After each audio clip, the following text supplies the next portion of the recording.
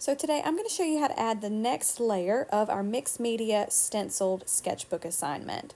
Now that we have all of our textures and patterns in the background, we're going to be using our handmade, hand-cut stencils from class.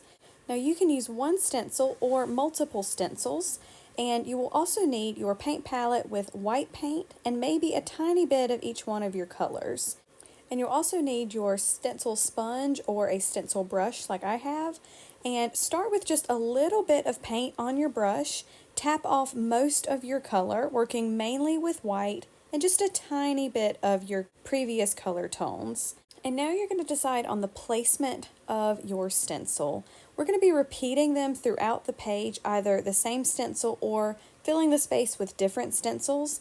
But we're going to be this time working with this paint more opaquely in the negative space of our stencil. So the background is going to become lighter and more solid, and all of our previous stenciled patterns are going to show through the positive space of the stencil. And once you finish one small area, you can then move over and either use a different stencil or repeat the first one, filling in its space, all of the negative space around that stencil. And I try to not let them overlap just because the negative space might sort of mess up how one is layered over top of another. So I do space them out just a little bit. And as you're working, you do have to hold your stencil pretty steady in order to get good, clear, sharp edges, so that way you have enough contrast between the lighter background, negative space, and the darker foreground in the positive space of your shapes.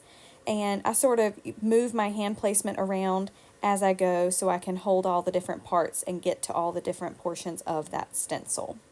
Now I'm going to speed this process along so you can see how I start to fill in all of the space, filling one stencil after another, moving kind of across the page all together. Another trick that you can do to make your stencils more interesting is to get a reverse version of your stencil by flipping it over to the back side.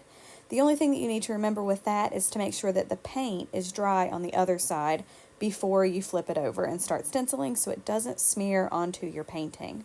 Now, once you have filled all of your space, you may want to do some touch-ups just to make sure you have enough contrast and that all of your shapes show up really well and have enough value difference between the background and the foreground.